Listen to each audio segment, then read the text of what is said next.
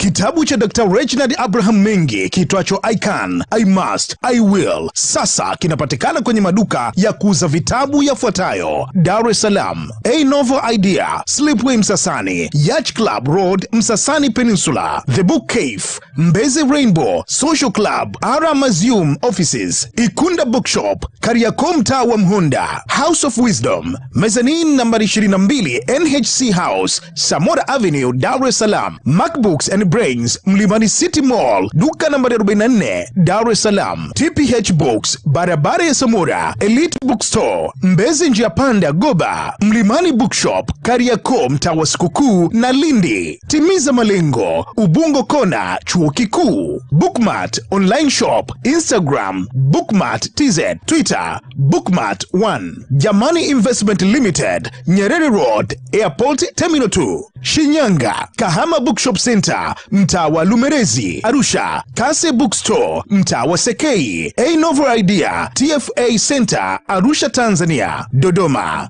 Lugarawa Bookshop, Dodoma mjini, barabara ya 8, Moshi, Ape Bookshop, Moshi mjini, Christian Bookshop, Moshi mjini. Wahi nakala yako sasa kwenye duka lolote lililopo karibu nawe.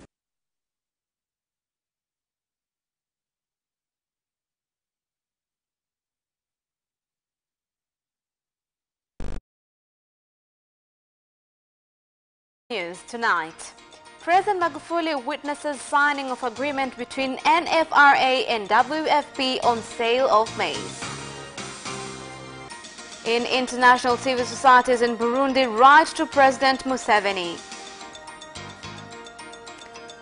And in sports, Simba management says team plans to acquire all 9 points in Champions League quarterfinals.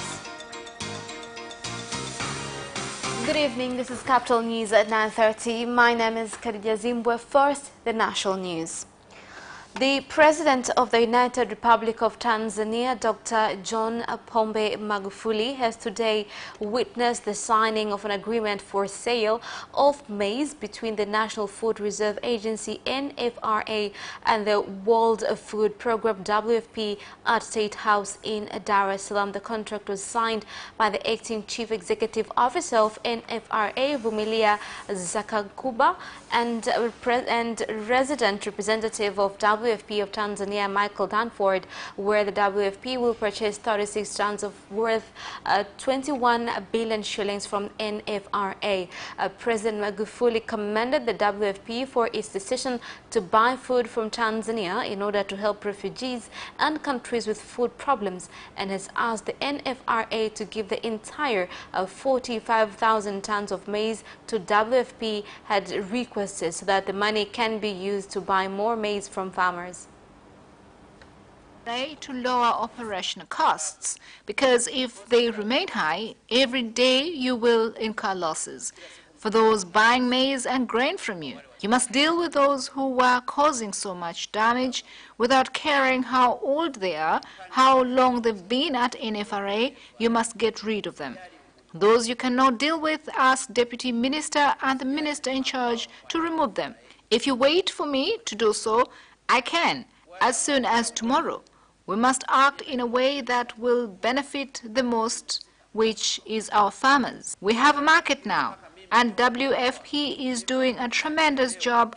We must coordinate this well. Whatever amount is needed, even if it is for 200,000 tons, you must procure. But that just highlights how strategically important Tanzania is to WFP throughout the region, because it gives us a strong source of buying quality commodities and then moving them across the borders to our other operations. It's estimated since 2010, WFP has spent or invested over $300 million buying and exporting commodities to the neighbouring countries. And this gives us the opportunity to work very closely with many of the Tanzanian institutions and the ministries, offering technical support, trying to identify how we can streamline operations, identifying ways to make it more efficient and cost-effective. The High Court of Tanzania has directed the government to present its answer to the appeal filed by Zitto Kabwe and his fellow defendants against the Attorney General's plans to read for a second time the bill of the amendment of the law of political parties in the House, which is expected to be read in the House's next session. The prosecution's request was opposed by the defense team, who insisted wanted the state to be given just few days as the bill is expected to be read in the House in January this year. The prosecution, led by the Director of Public Prosecution, Mark Malwambo, who requested those 21 days instead of 14 days for a variety of reasons, one of which was to communicate with the authority and other institutions which usually help the court to give a right verdict. Now the defense team, led by the attorney Mpare Mpoki, in addition to rejecting the state's request, requested the court to impose an injunction for a period of time on the government's attorney general. And with regards to parliamentary committees, the lawyer Mpare Mpoki asked the court to ensure that these committees do not discuss the bill to amend the law of political parties until a verdict on the appeal is given. Now, in their appeal, the defense team alleges that if the bill is read in the House and is passed, it will cause problems for mainly opposition political parties. Moreover, the defense team claims that the bill goes against the sacred rights of political parties, and in addition, it gives the registrar of political parties great authority. While reading the High Court's decision, a judge of the court, Barke Saleh, who was one of a panel of 3 judges that was listening to the case, said that the verdict which the High Court gave to the state stipulates that the state is supposed to present its answers on January 9th this year. In light of that, proceedings in the case will resume on January 11th, 2019. Now, moving on, strong winds accompanied by rain and lightning has swept away the roofs of over 70 houses in 2 villages of Mishepo and Bushoma in Mwantini Ward, Shinyanga district, leaving 7 wards with nowhere to live. Mwantini Ward manager Doto Maige said that following the situation, 3 people have minor injuries but have been treated and are doing well.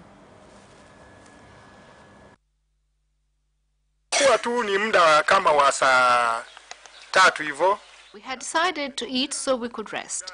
Then there was a dark cloud. In the end, we could not eat because the food was filled with sand.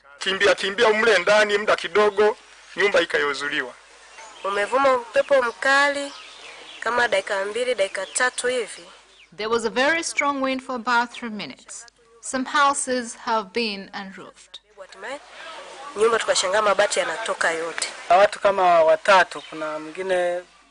people were injured. 1 suffered a head injury. Kwa ujumla tuko salama. Pamoja na majeruhi kidogo kidogo, lakini tuko salama. We are okay despite the minor injuries. No one has been badly hurt. We've reported on the damage done. Tumeshatoa taarifa kwenye maeneo husika kwenye kamati ya maafa.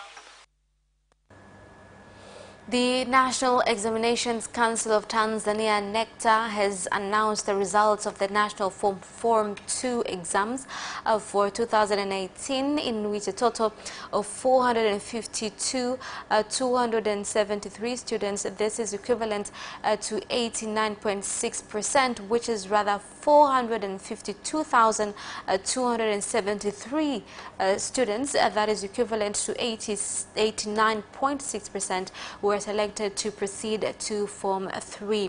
While announcing those results, the Executive Secretary of NECTA, Dr. Charles Msonde, said that the pass mark has increased by 0.36% in comparison to 2017. In the Form 2 examination results, a total of 218,038 students scored marks starting from 1st class to 3rd class, which is equivalent to 43.3%. Out of this number of students, 100,550 of them were girls, while 117,488 of them were boys. And basic mathematics pass rate is lower compared to 2017. Basic mathematics has performed the worst compared to other subjects at 22.9%. An early evaluation on the Standard 4 examination results show that students have done very well, above average. Takwimu za matokeo zinaonyesha kuwa ufaulu wa watahiniwa katika masomo yote uko juu ya wastani. Civics and Kiswahili performance indicate how students now spend a lot of time on things that do not build them, other than their studies. Tofauti na yale mambo ambayo yalikuwa ya msingi katika kuwajenga katika masomo yao. Ujikuta mnatumia lugha nyingi ambazo Students use other languages other than Kiswahili. So when they sit for a Kiswahili paper, they find it difficult to comprehend. hajajiwekea utaratibu wa kukitumia, moja kwa moja atafeli. Following construction of the Siwa Road in Mikocheni, Dar es Salaam city taking a longer time, causing inconvenience to users of road, Tanzania Rural and Urban Roads Agency Tarura have given 1 week to contractor Canopies International, which is overseeing the road construction, to ensure they have removed the debris on the side of the road and complete construction on time. Kwa sasa tunamshauri mkandarasi kwamba aongeze idadi ya nguvu kazi, kwa sababu watu wengi kazi nyingi zinafanya na mikono. We asked the engineer to increase the task force and look for machinery that will make the construction easier. Last week we had a meeting and he promised that by this Friday, the 4th of January, the work would be completed. I advise those using the road that after 1 week, the road will be cleared and they will be able to pass without experiencing any difficulty. Kwa hatua ya kwanza ujenzi kwa kiwango cha changarawe. Hali kusema kweli inatuchosha. We are tired of this situation because we don't know what is going on. The work is never finished. It gets near completion and then it's back to square one. Our cars are damaged in the process. We ask the government to help us so we can be rid of this problem once and for all. Imarizike tutokana na kero hii kusema kweli. Some residents of Mfiriga, Idamb, Ninga, Ikongo and Ukalawa in Lupembe and Njombe region have complained to the Deputy Minister of Infrastructure and Communication, Elias Mkwandikwa, on the lack of communication towers for mobile phones for a very long time, which has been affecting many of their various social and economic activities.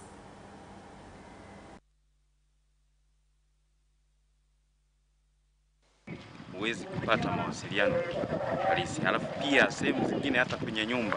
Communication is poor. If you are in the house, you have to come out to get a signal. We ask the government to install satellite poles. It is important to have reliable communication, especially when you want to do business. Mazao yote haya tunayozalisha Lupembe, chai, kahawa. For various farm produce such as tea, coffee, timber require good infrastructure to get to the market.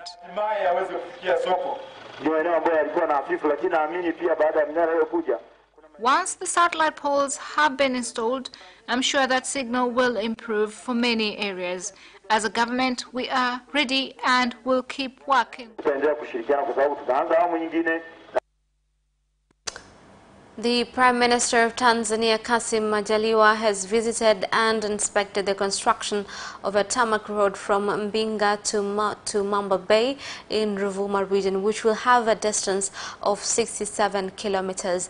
At the same time, some residents of the area have praised the government for building the road and explained that they now have huge hopes of exploiting the economic opportunities which will result from the road. The construction of the tarmac road from Mbinga to Mamba Bay in Ruvuma region, which is expected to be completed in 2021, will cost more than 129 billion shillings.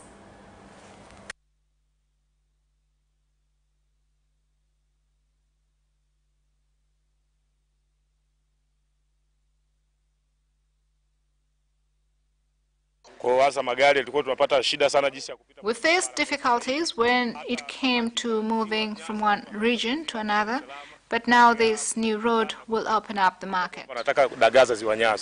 Faida kubwa za kiuchumi ikiwemo kukuza utalii. There will be a lot of opportunities. For instance, tourism in Lake Nyasa will also grow because transport will be easily accessed. Umekwisha rahisishwa. Tunataka kipaumbele cha ajira kiende kwa wanambinga na wananyasa na sio vingine. We want jobs to go to the people of Mbinga and Nyasa and not otherwise. Our youths must greatly benefit from the money invested by our President, Dr. John Pombe Magufuli. We have a lot of faith in you. You must not be concerned. Money is available. 129 million has been set aside for you. You must focus on working hard. I would like to tell you, the people of Ruvuma, especially those from Mpaba Bay, who were hard to reach, once this project is completed, regional towns will be connected. Now we will connect regional headquarters. Ni bahati kwa Mheshimiwa Rais alisema anza Mpaba Bay. Residents in Mkulwe Ward, Momba District, Songo region have asked the government to permit continued construction of a government health center after it was halted on claims that the area already has a health center owned by a private institution, which they claim is a challenge for many low-income individuals who cannot meet the treatment costs they are charged at the center.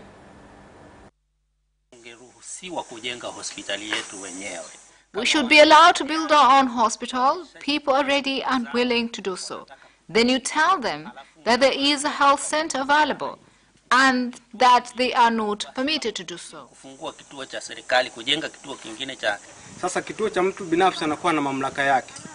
If a health center is privately owned, the owner sets his own terms and conditions.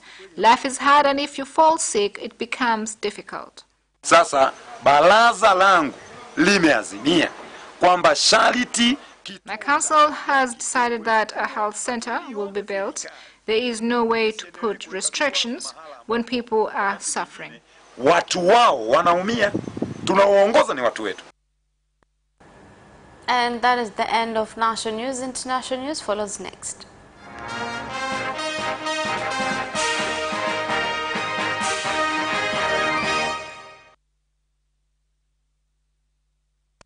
Certain civil society organizations have written a letter to the mediator of the conflict in Burundi, President of Uganda, Yoweri Museveni, asking him not to be biased towards any one side during his mediation efforts.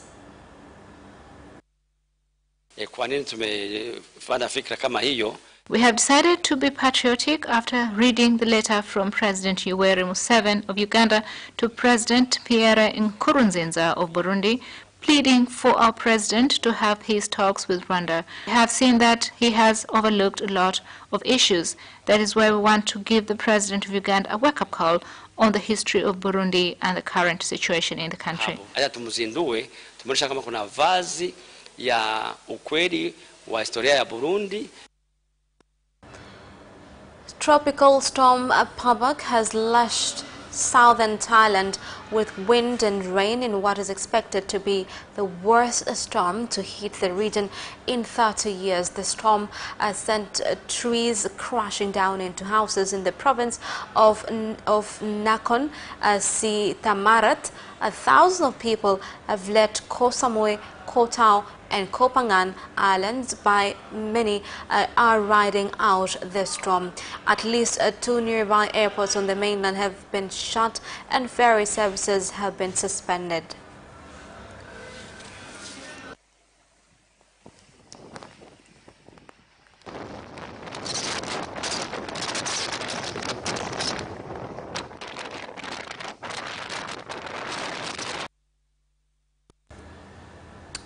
And that is the end of international news. Business news follows shortly after the break. We'll be right back. Watch Business Edition as we talk to business leaders and experts in sectors that are transforming Tanzania's economy. To be rich, I have to be a business person. It's not an easy road at all. People need to understand. You must quickly think, how cost effective are you going to be? Business acts as a way in which it can bridge that gap. Business Edition will keep you informed on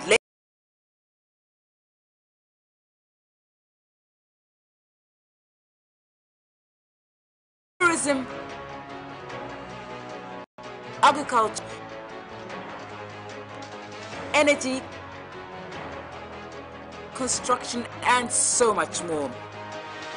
Meet entrepreneurs who create employment opportunities. Watch Business Edition on Friday at 8:15 p.m.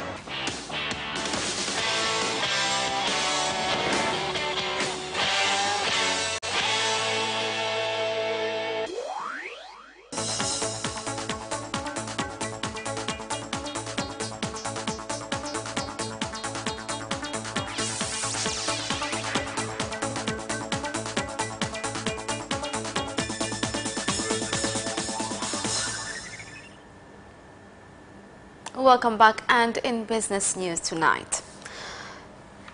The chief manager of Zanzibar Electricity Company, Hassan Baruch, has said that the government of Zanzibar still owes the NESCO money, but the debt is not a threat to halt of the provision of energy services. He added that the debt, which was 67 billion shillings, has dropped to 18 billion, and they expect to clear it soon.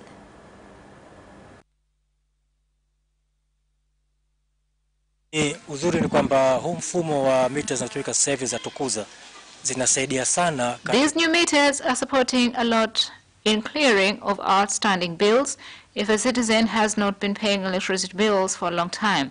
It is not easy to pay the debt at once, but these meters are supporting electricity users to pay the debt every month at affordable rates, which in the end, the debt will be paid completely. In our observation through this system, we have managed to collect up to 400 million shillings per month from our outstanding bills. Hii mifumo ya mita hizi za tukuza tumekuwa tukiufanya Tanzania bara kwa miaka mingi sana, ambapo we have been applying this procedure in Tanzania mainland for a long time now, where citizens are able to pay their bills electronically. This system will help citizens pay their outstanding bills easily. Kwa hiyo huu mfumo utawezesha wananchi kuweza kulipa malipo haya kwa kirahisi zaidi na bila makato yoyote. Dar es Salaam Regional Commissioner Paul Makonda has directed various involved in revenue collection in Dar es Salaam region to ensure they improve systems of tax collection in the city, which will contribute to the growth of the national income.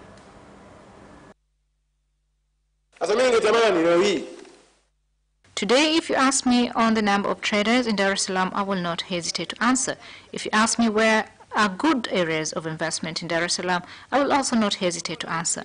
My call is to the municipals. We have not set good procedures to help youths who want to open companies. That is why you find a lot of youths struggle to build their investment.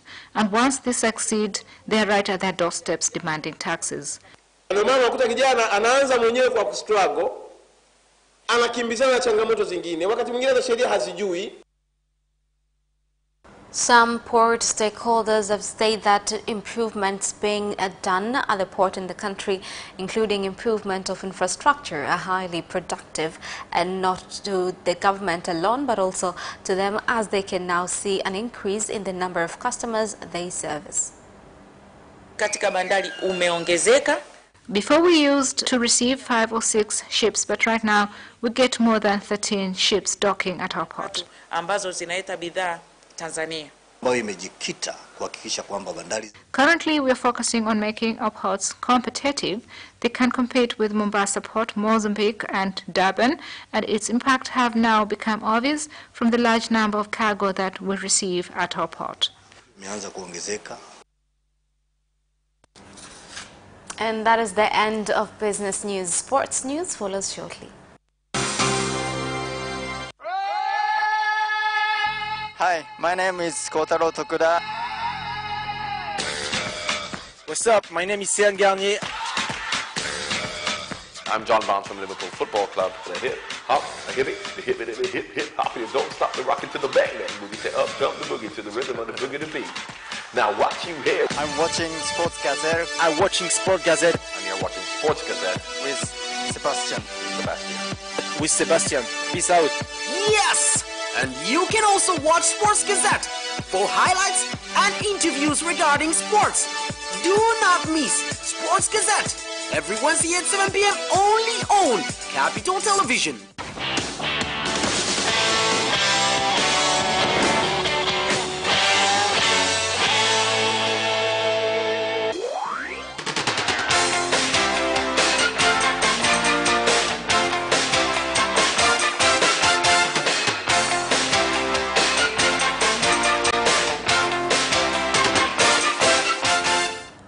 Welcome back, and in sports news tonight. Simba Sports Club management says the club intends to acquire all 9 points in the Champions League quarterfinals, with the first leg being in January 12 against J5 Sora of Algeria. Inamaanisha kwamba tutapata kwanza point 9 nyumbani. Our campaign is to make sure we get 9 points at home, no doubt. 9 points at home will be obtained anyhow, rain or shine. Even if we were in one group with Bayern Munich, Manchester City and Liverpool, the 9 points at home are a must. Lazima. Alafu mengine ya huko Allahu Allah. Mungu anajua. The new Dar es Salaam Volleyball League is expected to be a lot more competitive this season due to an increase in number of teams participating, the introduction of a children league as well as the reintroduction of a colleges league. Wanarudi, Kinyerezi wanarudi. Kuna surprise ya team. Kinyerezi are coming back. There is also a surprise of a new team that I myself have made. I took youngsters from somewhere and I have introduced them to the league.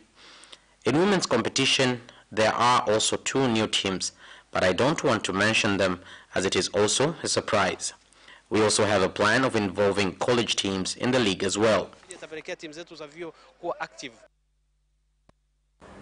Manchester United caretaker manager Ole Gunnar says he believes his side can win every single game. Here's more on the story.